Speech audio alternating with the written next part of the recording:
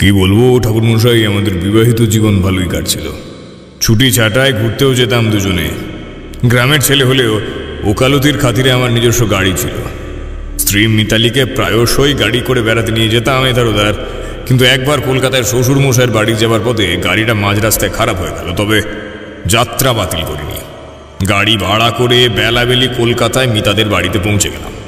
কিন্তু সন্ধ্যায় বেরিয়ে গ্রামে ফেরার পথে প্রচণ্ড দুর্যোগ শুরু হয়ে গেল। হঠাৎ ঝড়ের তাণ্ডবে গাড়ি চালানো দায়, সামনে আর এগোনোই যাচ্ছে না। তাই দেখে গাড়ির চালক গাড়ি ঘুরিয়ে নিতে বাধ্য হল।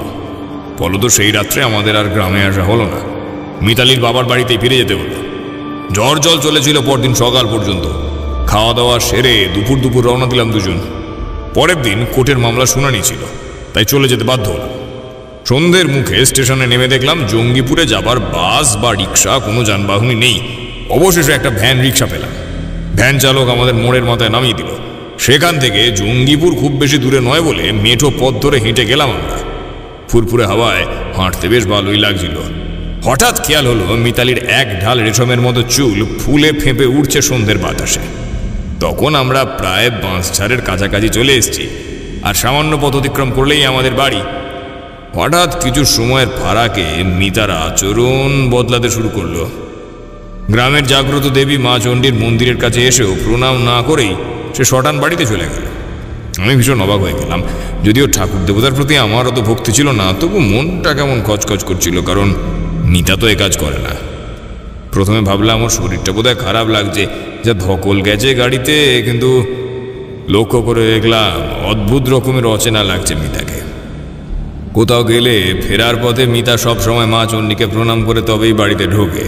গ্রামের সকলেও সে কথা জানে, কিন্তু সেদিন তার ব্যতিক্রম দেখে মনে হলো কিছু একটা গণ্ডগোল তো আছেই। তবে এ নিয়ে তেমন কিছু বলিনি মিতাকে। অথচ মিতার মধ্যে আরও কিছু পরিবর্তন আমি লক্ষ্য করেছিলাম সেই দিন। তারানাথ গল্পের ফাঁকে ফাঁকে তামাক সেবন করছিলেন। এই পর্যন্ত বলে হুঁকো গড়গড়া নামিয়ে রেখে একটা পাসিং শো ধরালেন। তারপর এক রাশ ধোঁয়া ছেড়ে বললেন,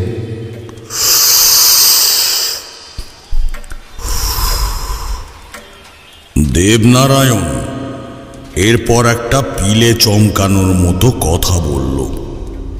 আমার স্ত্রী মিতার প্রতিদিন রাতে বেনি বেঁধে শোবার অভ্যেস রয়েছে। বেশ কিছুদিন হলো খুব গরম পড়েছে। সেদিন মাঝরাতে ভ্যাপসা গরমে ঘুমটা ভেঙে গেল। চোখ মেলে দেখলাম আলো পাকা নিভে গেছে, বিদ্যুৎ নেই। একটা অদ্ভুত শব্দ কানে এলো। মনে হলো ঘরে কারা ফিস ফিস করে কথা বলছে। দ্রুত পাশ ফিরে দেখলাম মিতা বিছানায় বসে আপন মনে কিসব বিড়বিড় করে বলে চলেছে। আমি উঠে টর্চ লাইট জ্বালিয়ে দেখলাম মিতার চোখ দুটো বন্ধ, পাকার দিকে স্থির হয়ে রয়েছে। চোখের মনি ঠিকরে বেরিয়ে এসেছে। আমি বেশ ভয় পেয়ে গিয়েছিলাম। ঠেলা মেরে ডাকতেই আমার দিকে তাকিয়ে হাড় হিম করা একটা বিশ্রী হাসি হেসে বিছানা থেকে নেমে এলো। তারপর আচমকা ভীষণ রাগে জ্বলন্ত টর্চটা আমার হাত থেকে কেড়ে নিয়ে ছুঁড়ে মারলো শ্বেত পাথরের মেঝেতে। ঝনঝন শব্দে ভেঙে যাওয়া কাঁচের টুকরোগুলোর দিকে তাকিয়ে আবার একটা হাড় কাঁপানো বিভৎস হাসি হেসে উঠল মিতা। চোখে মুখে অস্বাভাবিক হিংস্রতা ফুটে উঠেছিল। ঝামেলার সূত্রপাত সেই রাত থেকে। তারপর খেয়াল করে দেখলাম প্রতিদিন একটু একটু করে মিতার স্বাভাবিক আচরণ একটু হিংস্র হয়ে যেতে শুরু করেছে। এমনকি নিজেকে নিজেই আঁচড়ে কামড়ে একসা কাণ্ড বাঁধিয়েছে। ঠোঁটের দুপাশে তীক্ষ্ণ সদন্ত প্রকট হয়ে উঠছে মাঝে মাঝে। অথচ মুখমণ্ডলের কোথাও কোনো খুঁত ছিল না কোনো কালে। বাড়ির সবাই আজকাল তটস্থ হয়ে থাকে। কেউ কোনো কাজে বাধা দিলেই সজোরে ধাক্কা মেরে ফেলে দেয়। সাথে চলতে থাকে জান্তব শ্বাস প্রশ্বাসের একটা বিকট হুঙ্কার। হাত পা ছুঁড়ে ভয়ানক অঙ্গভঙ্গি করে দুর্বোধ্য ভাষায় কী সব বলে। নাম ধরে তুই তুকারি করে ডাকে, আবার পরক্ষণেই স্বাভাবিক হয়ে যায়। বড্ড বিভীষিকাময় দিন কাটাচ্ছি ঠাকুরমশাই আমরা। আমাদের নাওয়া খাওয়া কোর্ট কাচারি সব শিখে উঠেছে। আপনি একটা বিহিত করে দিন। অনেক আশা নিয়ে আপনার কাছে ছুটে এসেছি। সব শুনে বুঝলাম নিশ্চয়ই কোনো অশুভ আত্মা ভর করেছে দেবনারায়ণের স্ত্রী মিতালির উপরে। আমি এখানে বসেই টের পেয়েছিলাম ভয়ঙ্কর কিছু ঘটতে চলেছে। তাই বিলম্ব না করে দেবনারায়ণের সাথে জঙ্গিপুরে রওনা দিলাম। দেবুর মা আমাকে প্রণাম করে বললেন, ছেলেকে বহুবার বলেছি বাবা, একটি বার সুদন ওঝাকে ডেকে নিয়ে আয়। বৌমার ভাবগতিক ভালো নয়, মনে হয় তেনায় পেয়েছে। কিন্তু কে কার কথা শোনে? ছেলের মুখে ওই একই কথা, বৌমা শহরের মেয়ে, একদিনে চেনা পরিবেশ ছেড়ে গ্রামে বিয়ে হয়েছে। জল হাওয়া বদলের জন্যে শরীরটা খারাপ হতে পারে, তাই মেজাজটা অমন কিটকিটে হয়ে গেছে, কিংবা অন্য কোনো চিন্তাধারা থেকে এমন ধারা হয়েছে। তাই দেবু মিতাকে বাড়িতে রেখেই চিকিৎসা শুরু হয়েছে। আমাদের কবরেজ মশাইয়ের অনেক বয়স হয়ে গেছে, তাই ওনার কথা মতো দেবু কলকাতা থেকে একজন নামকরা চিকিৎসক এনেছে। তিনি বৌমাকে রোজ একবার করে দেখে যান। কিন্তু এত ওষুধপত্তি করেও বৌমার কোনো উন্নতি হয়নি গো। এই যে কোনো অসুখ নয়, বৌমার মাথার ব্যায়ামও হয়নি। এ আসলে তেনাদের কারবার। বৌমা ভর দুপুরে এলো চুলে ছাতে যায়, সন্ধ্যের মুখেও অনেক সময় বাইরে চলাফেরা করে। খারাপ হাওয়া লেগেই এমন বিপত্তি হয়েছে। আপনি একবার বৌমাকে ডেকে আসুন ঠাকুর মশাই, হ্যাঁ, এটা ব্যবস্থা করে দিন, মেয়েটার দিকে আর তাকানো যাচ্ছে না। বাড়ির অবস্থা দেখে বোঝা যাচ্ছিল বিরাট টানাপোড়েনের মধ্যে দিয়ে দিন কাটছে দেবুদের। শুধু তাই নয়, খুব বেশি দিন তাদের বিবাহ হয়নি। শুনলাম বছর ঘোরার আগেই মিতা মা হতে চলেছে। আমি শুনে খুশি হলাম। সময় করে মিতাকে দেখতে গেলাম। মিতার আচরণ এই মুহূর্তে স্বাভাবিক ছিল। দেবনারায়ণের মা আমার পরিচয় দিলেন। মিতা নতজানু হয়ে আমাকে প্রণাম করে হাসি মুখে বলল, আশীর্বাদ করুন ঠাকুর মশাই, যাতে সব বিপদ কেটে যায়, আমি যেন সুস্থ হয়ে উঠি। কি যে হয় মাঝে মাঝে নিজেও তা জানি না, শুধু এটুকু টের পাই কেউ যেন আমায় দিয়ে জোর করে ওই অদ্ভুত আচরণগুলো করিয়ে নিচ্ছে। নিজের ওপর নিয়ন্ত্রণ হারিয়ে ফেলি। আমি মিতাকে আশীর্বাদ করে বললাম, সৌভাগ্যবতী হও মা, যে আসছে তার কথা ভেবে তোমাকে সুস্থ থাকতেই হবে। ধৈর্য ধরো, মায়ের কৃপায় সব ঠিক হয়ে যাবে একদিন, চিন্তা করো না। কিন্তু মুখে এই কথা বললেও আমি আমার অলৌকিক ক্ষমতার দ্বারা ওর মধ্যে বিপদের কালো ছায়া দেখেছিলাম। তবে ওই বিপদ কবে এবং কিভাবে এসে উপস্থিত হবে, কঠিন সাধনা অথবা মনোদর্পণ ছাড়া তা জানা সম্ভব ছিল না। আঁচ করেছিলাম যে এই বিপদ সহজে কাটার কথা নয়, বরং খুব শীঘ্রই আরো ভয়ঙ্কর কিছু ঘটতে চলেছে, তার আমি পূর্বাভাস পেলাম। সে কথা অবশ্য তখনও প্রকাশ করিনি। দেবনারায়ণ ঘরে উপস্থিত ছিল। সে জানালো, মা হতে চলেছে বুঝে মিতা নিজেও প্রথম বেশ খুশিতেই ছিল, কিন্তু সেই আনন্দ বেশি দিন স্থায়ী হল না। পরিস্থিতি আরো ভয়ঙ্কর হয়ে উঠল। শেষে আমার এক সহকর্মীর ভাই আপনার নাম করে ঠিকানা দিয়ে যোগাযোগ করতে বলল। তাই আপনার শরণাপন্ন হলাম ঠাকুরমশাই, আপনি মিতাকে রক্ষা করুন। আমাদের ভাবী সন্তানের ভবিষ্যৎ নির্ভর করছে মিতার সুস্থতার উপরে।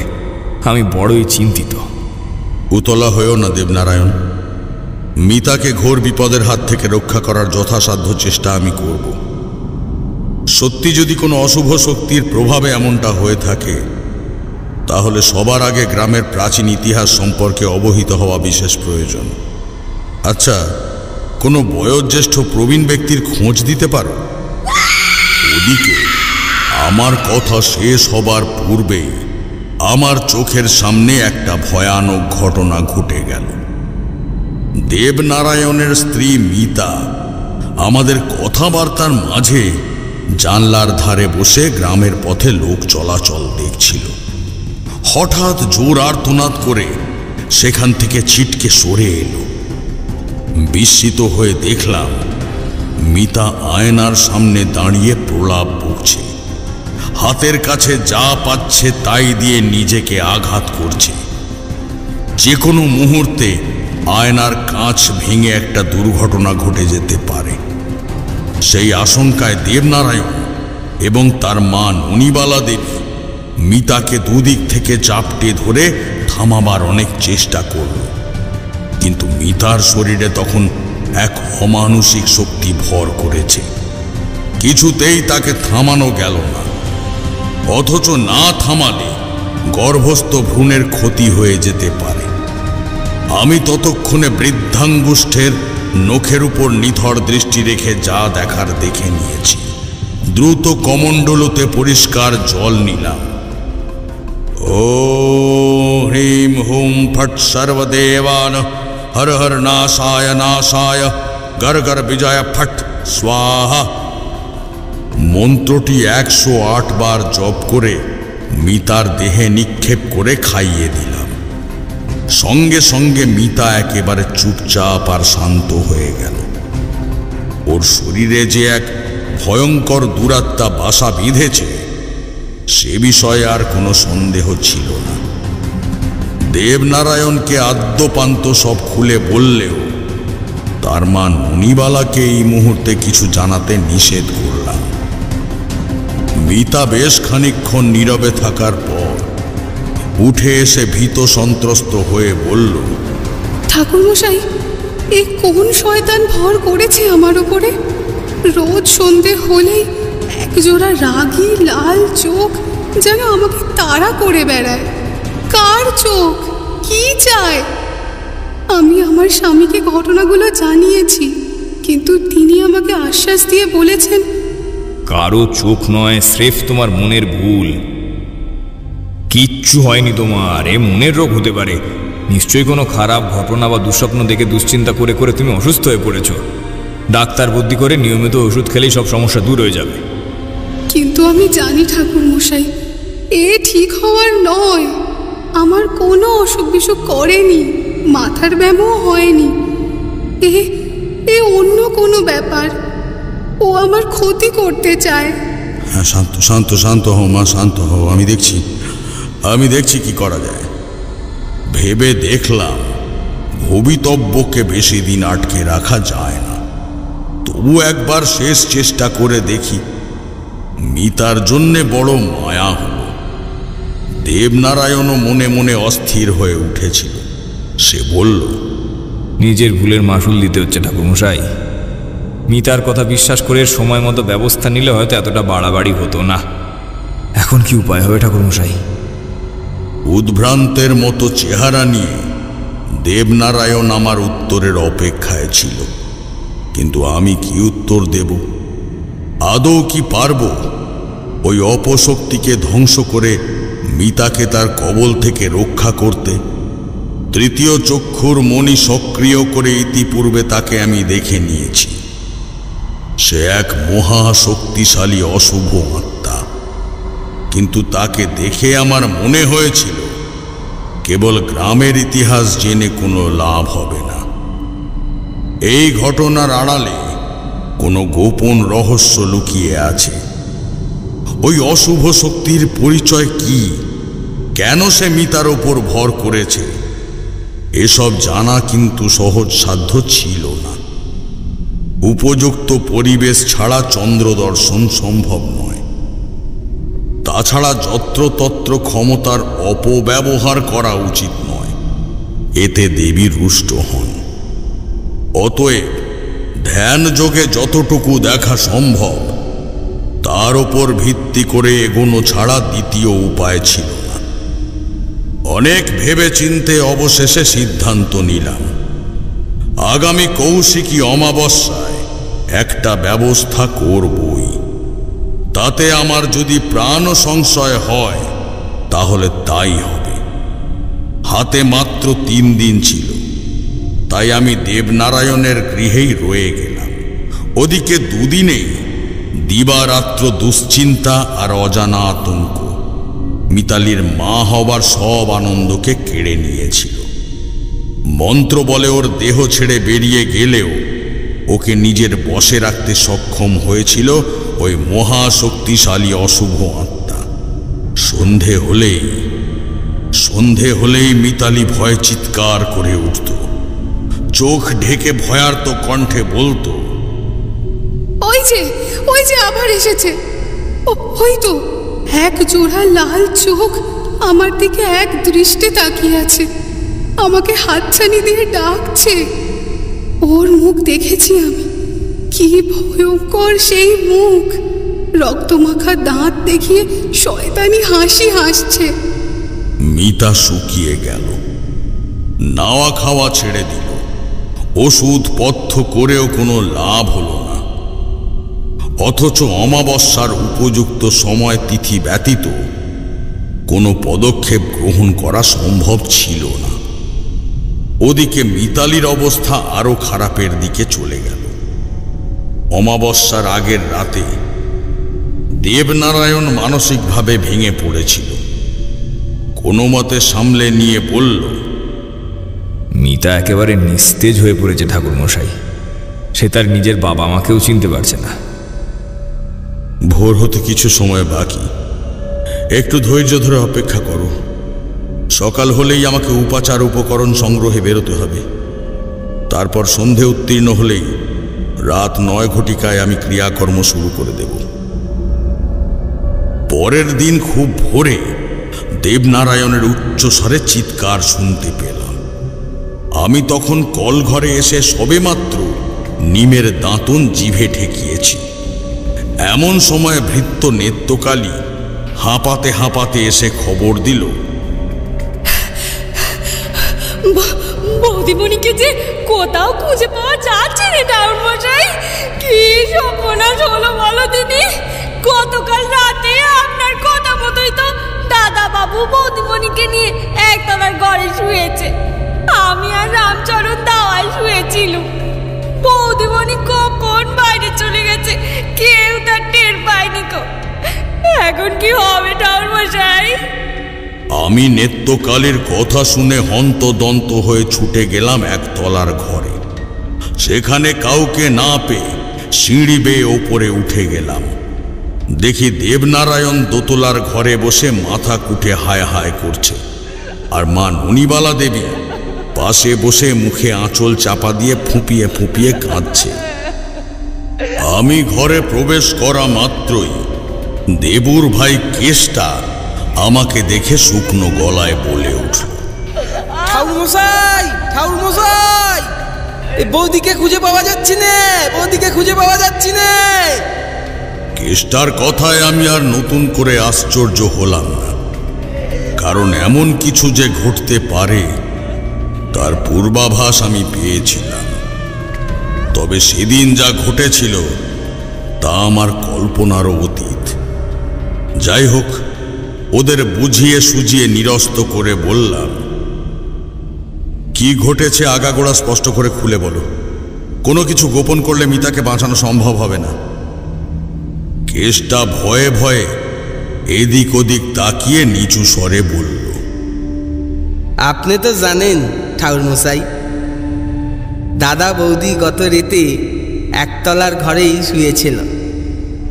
বৌদির শরীর গতিক ভালো ছিল না, দাদা জোর করে ঘুমের ওষুধ খাইয়ে ঘুম পাড়ায় দিয়েছিল।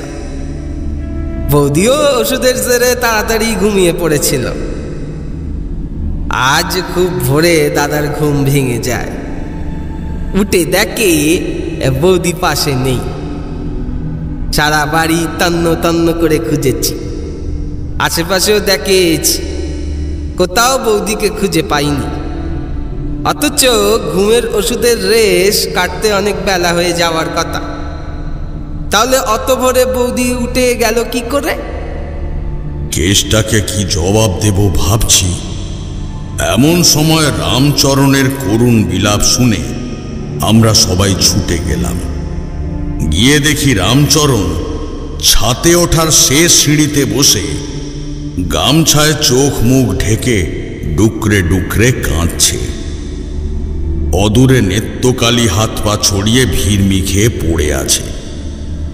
ছাতে পা রাখা মাত্র একটা বিভৎস মর্মান্তিক দৃশ্য দেখে আমার চোখের সামনে বিশ্ব ব্রহ্মাণ্ড যেন দুলে উঠল। দেখলাম বাঁশের মাচা থেকে মিতালির নিষ্প্রাণ দেহ ঝুলছে, গলায় আঁচলের ফাঁস, জিহবা খসে পড়ে গেছে, ধারালো কোনো অস্ত্র দিয়ে তা কেটে দেওয়া হয়েছে, সর্বাঙ্গ রক্তে ভেসে যাচ্ছে, চোখের মণি আকাশের দিকে স্থির, পেট অস্বাভাবিক রকমের ফোলা। দেবু যেন শোকে পাথর হয়ে গেল। দৃশ্যটা দেখে প্রথম দিকে অনেকের কাছে আত্মহত্যা মনে হয়েছিল, কিন্তু আত্মহত্যার ঘটনা যে নয় তা অবিলম্বেই টের পেয়েছিল ওরা। ননিবালা শোকস্তব্ধ ছেলেকে জড়িয়ে ধরে কান্নায় ভেঙে পড়লেন। হাউ হাউ করে কাঁদতে কাঁদতে বললেন, ও মা গো, রেতে শোয়ার আগে বৌমা পেটে হাত দিয়ে কিছু একটা বলার চেষ্টা করছিল, কিন্তু আমি তখন অত খেয়াল করিনি। ভেবেছিলুম এই সময় পেটে চাপ চাপ লাগে, শ্বাস নিতে অসুবিধে হয়, হয়তো তেমন কিছুই হচ্ছে। আমি তাই তাড়াতাড়ি ওষুধ খাইয়ে শুইয়ে দিতে বলেছিলুম। কিন্তু ভোরে উঠে বৌমা যে এভাবে ঘর ছেড়ে বাইরে যেতে পারে তা আমি কখনো ভাবিনি।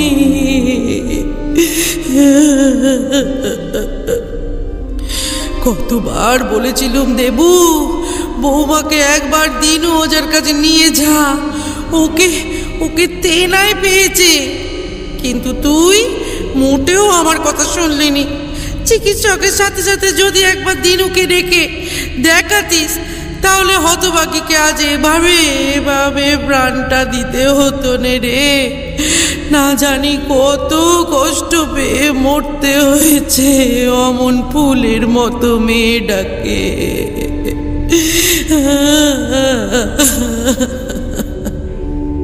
ননিবালার মুখে টেনায় পেয়েছে কথাটি বারবার শুনে আমার সন্দেহ হয়েছিল, অর্থাৎ এমন ভয়ানক কোনো ঘটনা যে ঘটে যেতে পারে তার আভাস তিনিও পেয়েছিলেন।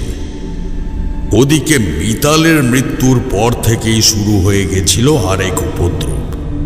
মাঝে মাঝেই ছেলে মেয়েরা খেলার মাঠ থেকে উধাও হয়ে যেত। অনেক খোঁজাখুঁজির পর তাদের পাওয়া যেত দেবনারায়ণদের বাড়ির নিচের তলার বই ঘরে। প্রথম সকলেই ভেবেছিল মিতালিকে ওরা নিশ্চয়ই ভুলতে পারছে না। মিতা যে বড় ভালোবাসত ওদের, তাই ওর টানে অভ্যাসের বসে ওখানে চলে যাচ্ছে। এমনকি দেবনারায়ণের এক জ্ঞাতি ভাইয়ের কিশোরী মেয়ে মিষ্টু, সে ননিবালাকে বলেছিল, আমরা যখন তোমাদের ওই বাড়ির সামনে দিয়ে আসা যাওয়া করি, ওই গলতলার বই ঘরের জানলায় পিতা কাকি দাঁড়িয়ে থাকে, মুখে আঁচল চাপা দিয়ে আমাদের দিকে রোজ হাত দেখিয়ে আমাদের ডাকে। হ্যাঁ, আমাদের কাছে ডাকে। কাকির আঁচলে এখনো রক্তের ছিটে লেগে আছে। কাকি খুব কষ্টে আছে গো জ্যাঠাইমা। আচমকা কারো মুখে এসব শুনলে ভ্রম বা কল্পনা মনে হয়, কিন্তু সবাই তো মন গড়া কথা বলে না। ছেলেপিলেদের দলে যারা বয়সে একটু বড় তারাও ওই একই কথা জানালো। তাছাড়া ননিবালা নিজেও বলেছিলেন, রোজ ভোরে তিনি যখন নিত্যকর্মে ব্যস্ত থাকেন বই ঘরে খুটখাট আওয়াজ শোনা যায়। মিতালি প্রতিদিন ভোরে উঠে সবার প্রথমে বই ঘরে গিয়ে নিজের হাতে ঝাড়পোঁছ করত। তারপর স্নান সেরে পুজো করে বই নিয়ে বসে যেত। গায়ের ছেলেপিলেরা মিতার কাছে পাঠ নিতে আসত। খুটখাট আওয়াজ শোনা যেত তখন। আসলে মিতার আত্মা ওর সেই প্রিয় বইঘর আর প্রিয় ছাত্রছাত্রীদের মায়া কাটিয়ে চলে যেতে পারেনি। ওদের অত্যন্ত স্নেহ করত মিতালি, তাই মৃত্যুর পরেও দেখা দিত ওদের। আমার পরামর্শে অবিলম্বে মিতার ত্রিপিণ্ড শ্রাদ্ধের আয়োজন করা হলো। আমি, দেবনারায়ণ, ওর ছোট সম্বন্ধী এবং দুজন প্রতিবেশীকে সঙ্গে নিয়ে গয়ার প্রেতশিলার উদ্দেশ্যে রওনা দিলাম। কেষ্টা ননিবালার কাছে থেকে গেল। গয়ার প্রেতশিলা পাহাড় এক ভয়ানক বিভীষিকাময় স্থান। সাধারণ মানুষ আতঙ্কিত হয়ে যেত গয়ায় যাবার নাম শুনে। অতৃপ্ত আত্মারা ওই স্থানে হাত বাড়িয়ে পিণ্ড গ্রহণ করে। পিণ্ডদানের সময় যেসব দৃশ্য দেখা যেত তা সহ্য করা সবার পক্ষে সম্ভব হতো না। সেই মনোবল সকলের থাকে না। সঙ্গে যথেষ্ট লোকবল এবং অসীম সাহস থাকা জরুরি। মৃত্যুর অব্যবহিত পরে আত্মা শরীর ত্যাগ করে চলে যায়। আত্মার শান্তি কামনায় গয়ায় পিণ্ডদান করা হয়। কিন্তু যাদের অপঘাতে মৃত্যু হয়েছে তাদের আত্মা গয়ার প্রেতশিলা পাহাড়ে প্রেত হয়ে অবস্থান করে যতদিন না তাদের পরিবার পরিজন এসে পিণ্ডদান করে যায়। কথিত আছে ওই প্রেতশিলা পাহাড়ে প্রহরী হয়ে স্বয়ং যমরাজ অধিষ্ঠান করেন। ফলে প্রেতাত্মার দ্বারা পাহাড়ে আসা কোনো মানুষেরই ক্ষতি সাধিত হয় না। কিন্তু এক্ষেত্রে বিপরীত ফল হল ওই দুরাত্মা তার শক্তি বৃদ্ধি করে আমাদের ক্ষতি করতে উদ্যত হয়েছিল। পূর্বেও বার কয়েক প্রেতশিলা পাহাড়ে গিয়েছি, কিন্তু অতৃপ্ত আত্মার শান্তি কামনায়। ভয়াবহ দৃশ্য দেখেও মনের জোরে নীরব থেকেছি। কিন্তু সেবার যা ঘটল তা অভূতপূর্ব, অকল্পনীয়। সন্ধে 6টার মধ্যে পাহাড় বন্ধ হয়ে যায়। তাই আমরা খুব শীঘ্রই পাহাড়ের পাদদেশে পৌঁছে গেলাম। পাহাড়ের উচ্চতা অনেকখানি, দুপাশে গাছপালায় ঠাসা নিস্তব্ধ অরণ্য। দিনের বেলাতেও গা ছমছম করে ওঠে, আর সন্ধে হলে তো কথাই নেই।